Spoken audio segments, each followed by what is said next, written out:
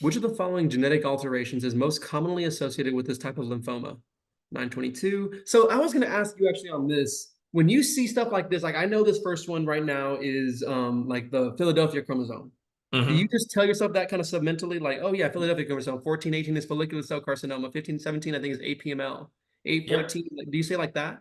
Yep, exactly. When you're reading through the answer choices, you are, so this is what they call a second order question, right? So you're trying to make the answer choices into a diagnosis.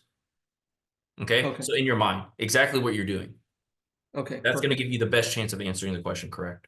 Perfect. Okay, so yeah, 922 is Philadelphia chromosome, 1418 is follicular cell lymphoma, 1517, I believe, is APML, 814 is Burkitt cell lymphoma, and 1114 is a mantle cell lymphoma. Bingo. Okay. 10-year-old, okay, a 10-year-old boy is brought to the pediatrician by his parents who are concerned about a rapidly growing mass in his jaw. The mass has increased in size over the past 2 weeks and is causing difficulty in eating. A biopsy of the mass reveals a high-grade B-cell lymphoma with a high mitotic rate. Which of the following genetic alterations is most commonly associated with this type of lymphoma?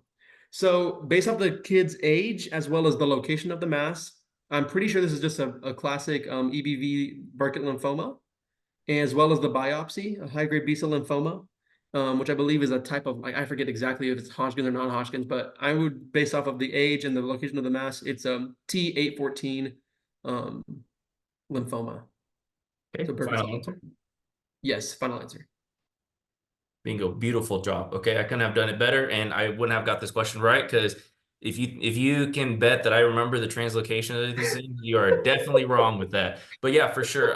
Clinically Yeah. speaking, I can give you the diagnosis. Okay. So I think, what's super important here is when you're working through this, of course, you're doing the steps, but always come up with the diagnosis first. Okay. I think you did that beautifully, right? You already knew it was Burkitt's, right? And so why is this important, right? So if you found, let's say, you knew that it's Burkitt's, but you didn't know the answer, which translocation was Burkitt's, I'm going to give you 90% of that question. Does it make sense? Right? You might have gotten it wrong this time, but you're never going to miss it again because the hardest Yeah. part is to figure out that it's Burkitt's. Once you figure out it's Burkitt's, then you just tack on what the translocation is.